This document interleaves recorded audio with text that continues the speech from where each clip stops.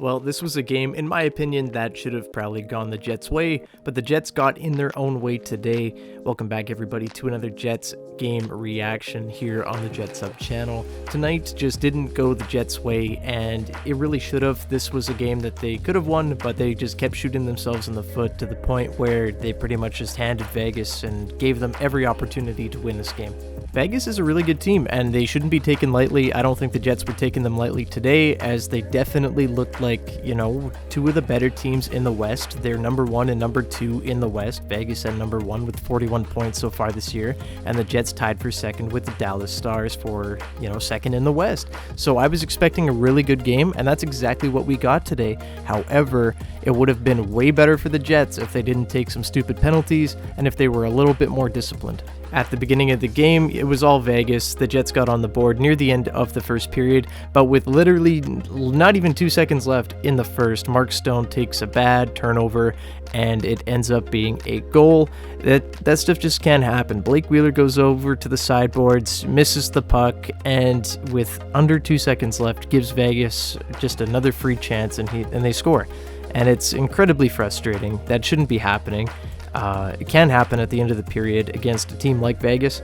However, in the second period, they shook it right off, and it's Morgan Barron scoring a goal to tie this game. So it's tied at 2, everything's going fine, and then a poor turnover turns into another goal, and it's from Mark Stone. So Mark Stone notches his second of the game. He scored that one at the end of the first period as well. So it is a 3-2 hockey game, and then less than a minute later, it's Sam Gagner tipping home a shot from Kevin Stenlund, who's playing his first game as a Jet today since getting called up in replacement for Saku Manalainen, who's currently on IR. And from there, it really seemed like the Jets were going to carry momentum. And at the beginning of the third period, still on the power play, it's Mark Scheifele with his second of the game, his 17th on the season on the power play from Kyle Connor.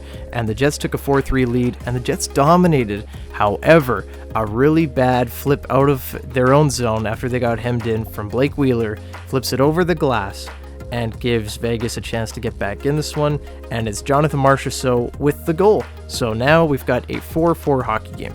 Now you're probably thinking, well, that sucks, but the Jets are still playing really good. Maybe they can salvage a point out of this.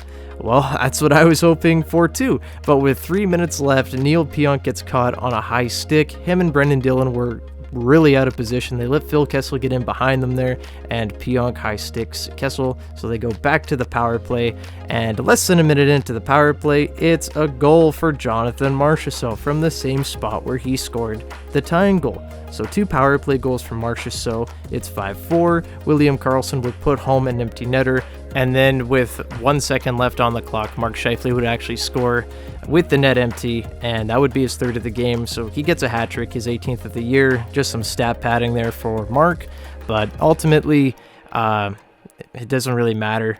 Jets lose, and it was one they should have had, or should have at least gone to overtime. The play by Wheeler there was so lazy, flipping it out of the zone, didn't hit the glass or anything like that, so he gets delay of game. And then just Neil Pionk being dumb and just high sticking a guy.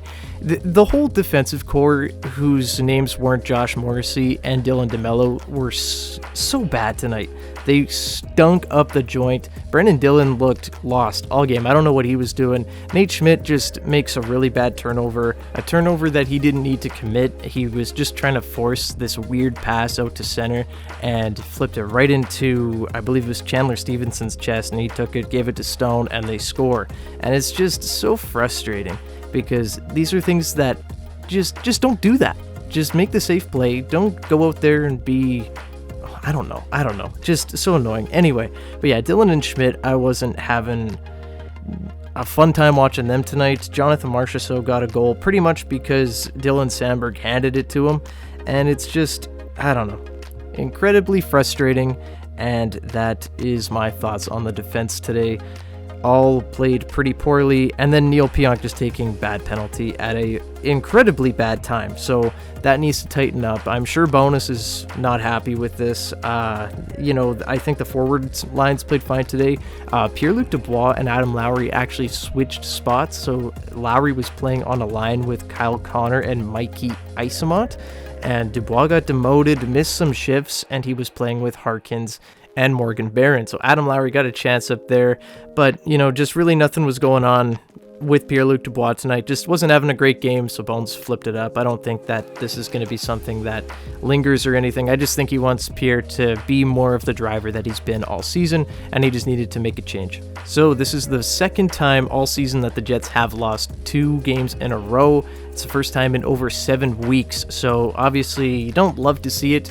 However, they do play the Nashville Predators on Thursday. The Predators aren't the greatest team in the league, and I'm not too upset with how the Jets played tonight. Besides the blaring mistakes they made, those have to get cleaned up or you're not going to beat anybody. But I assume that Bonus is going to have pretty strict talking to in the locker room. I'm sure that the practices are going to be pretty detail oriented, and just a little bit of a wake-up call for the boys. Definitely can't win them all, but that one definitely should have won, and against a pretty good Vegas team. So all in all, I think this just makes this team stronger, and you know, they're fighting through a little bit of adversity that they haven't necessarily had so far this season, so I think that's good.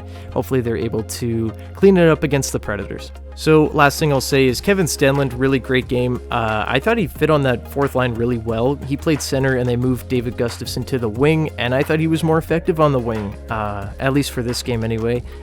Kevin was really noticeable, and he had an assist on the tying goal in the second period there to make it 3-3. That was Gagne's goal, so good for him. I'm really happy for Kevin Stenlund. I thought that he played great tonight, and I think he's earned himself another game.